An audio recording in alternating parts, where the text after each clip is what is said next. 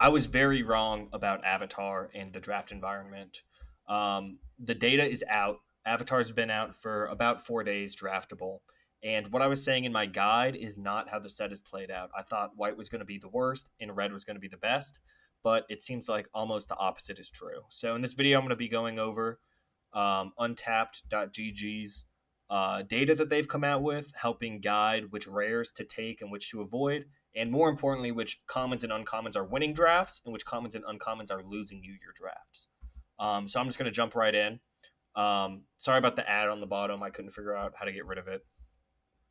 So we're just going to jump in.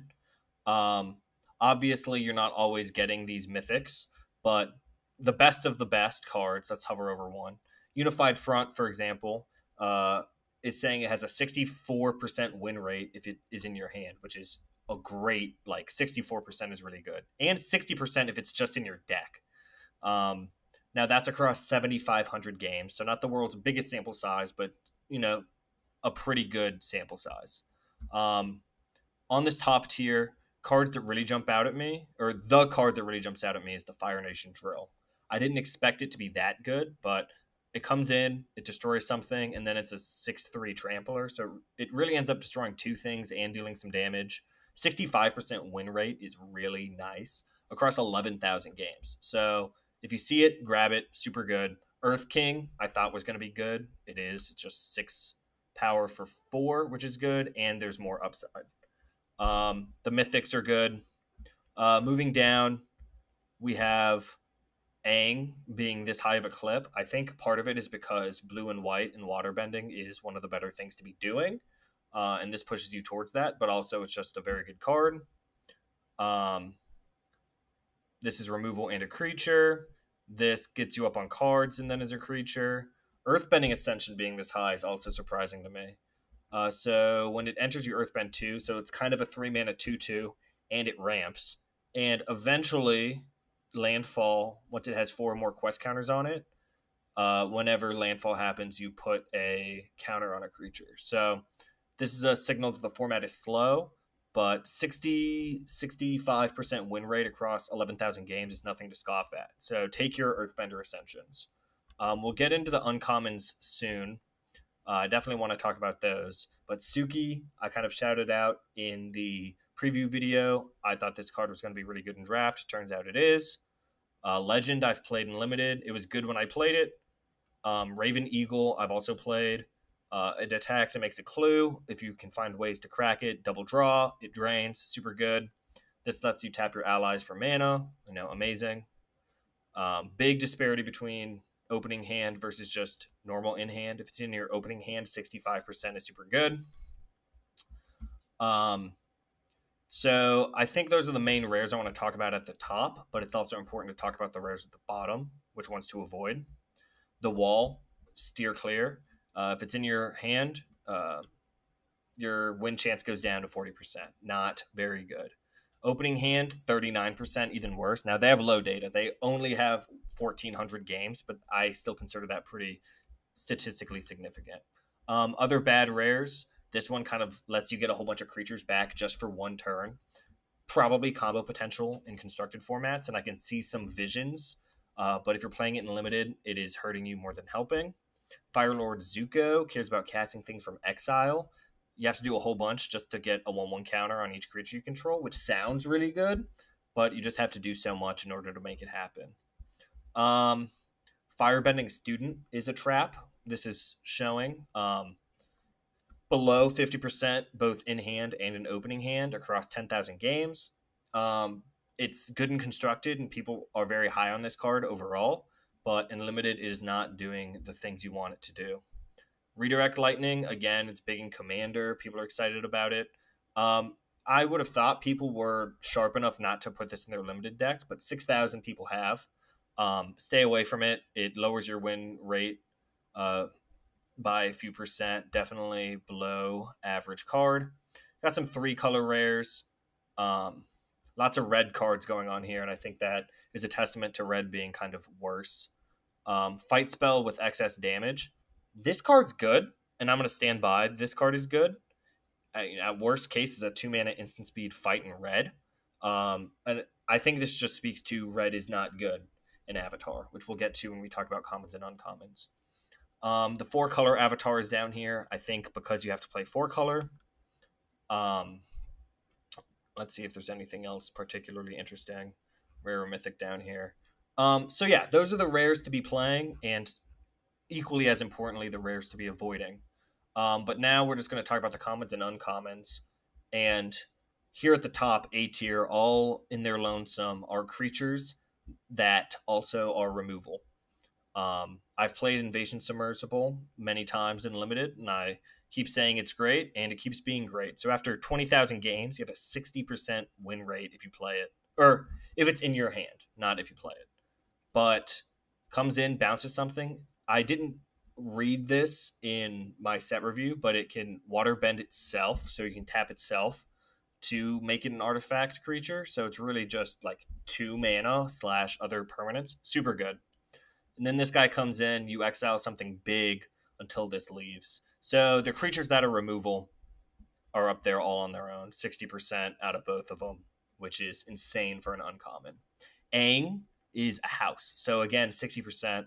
It comes in, it flies, and it tempos out. Usually, if you're playing a below rate flyer, you're having problems blocking. If they have a 4/4 and you play this, like you're in trouble.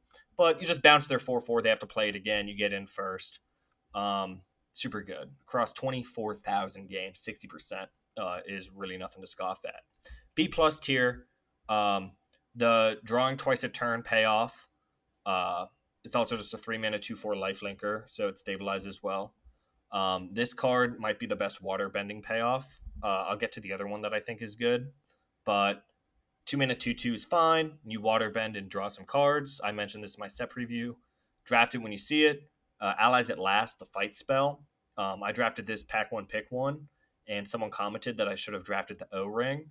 It's a rare, so we're not going to see it here. But Allies at last is in B plus, and the O ring is in B minus. So I foresaw that this is better. Heartless Act, removal, not much to talk about. And then Lost Days being in B plus, I think this card is playing way better than I would have ever expected. And then also, I think it's a testament to blue and what it's doing.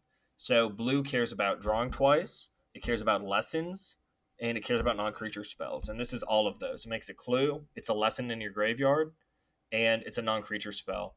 Um, Usually these types of effects I'm not very high on, like the 4 mana put a creature on top of its library type vibe. The clue is huge, and how the format is playing out, you're getting to five pretty easily. There's things, the board's getting gummed up. You're having mana sitting around. This card has been very good. It played when I played with it way better than I expected, and the data showing it is worth drafting highly. In the B tier, we have some white flying cards with airbending. We have a removal spell. We have the first red cards to make an appearance.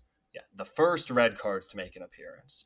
Removal spell and 2/1/1s, and then draw a card, and then 3/3. Could have told you that one was going to be good. Go wide, 2 ally triggers. Ally pump, kill spell in red. So red's best cards are kill spells. Um, Green sneaks in here with Toph, but these cards, and then Dai Li agents, Earthbend 1 again, and then even more upside.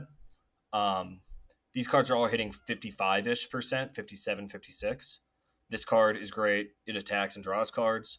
So these are the types of uncommons, in your first pack late. If you're seeing these still in your pack, consider pivoting to white. If you're getting Glider Staff, pick five.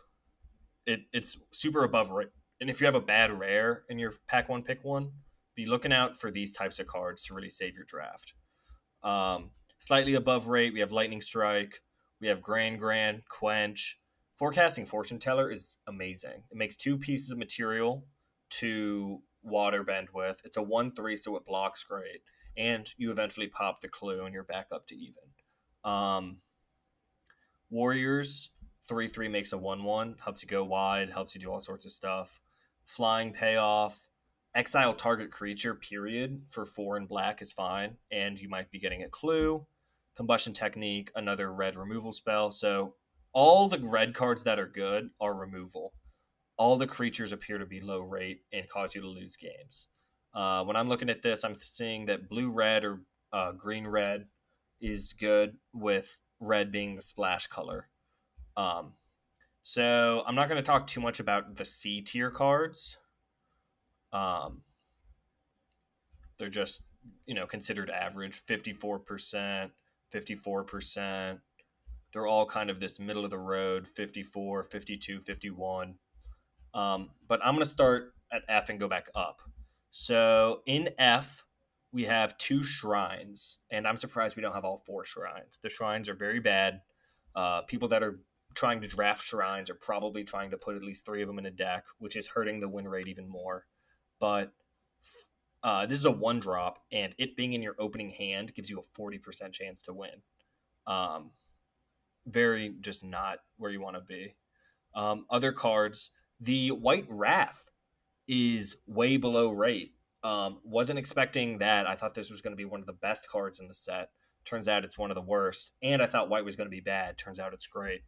Boomerang, bad, looks bad, reads bad.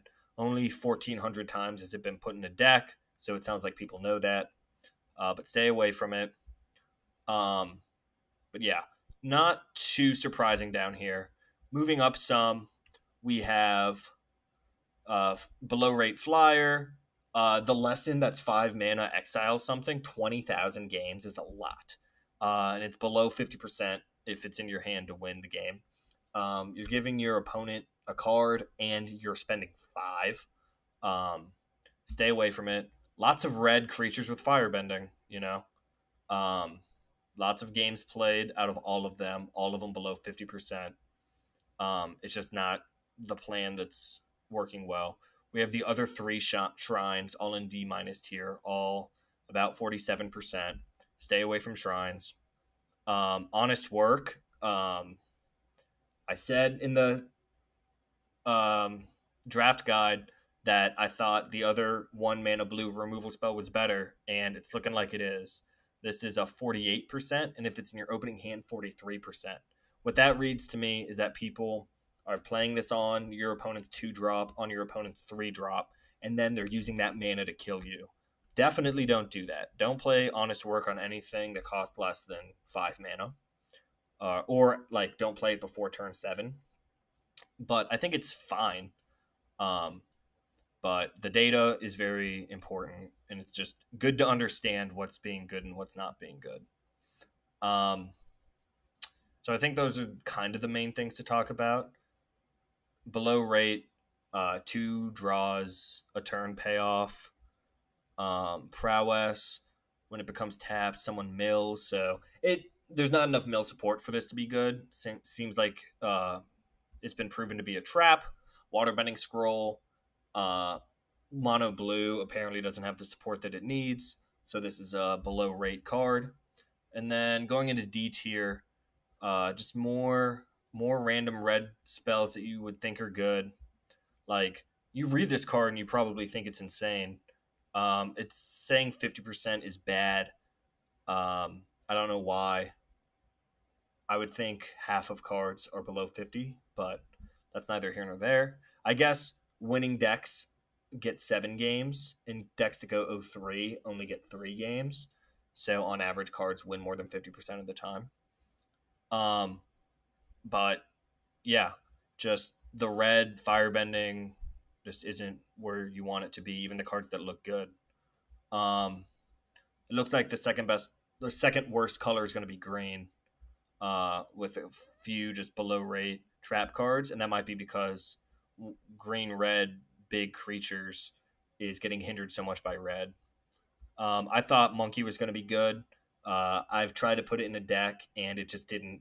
There wasn't enough 1/1 counter synergy to make it happen, and the data is supporting that. This surprises me being so low.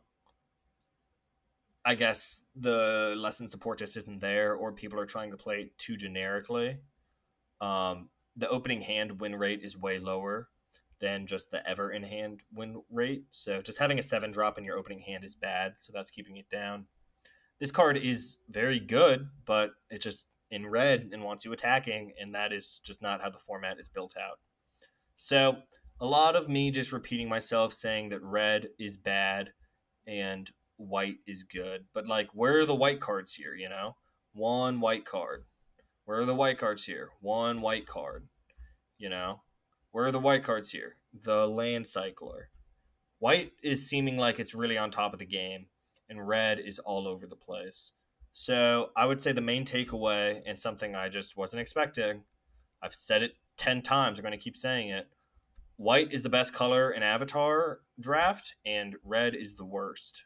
Um, Try to build you some white blue waterbend decks. Um, Look for these when you can, and stay away from shrines. Um, but if you want to look at this data yourself, I will leave the link in the description. It's on Untapped. But yeah, I was just wrong. So thank you so much for watching, and I'll see you next time.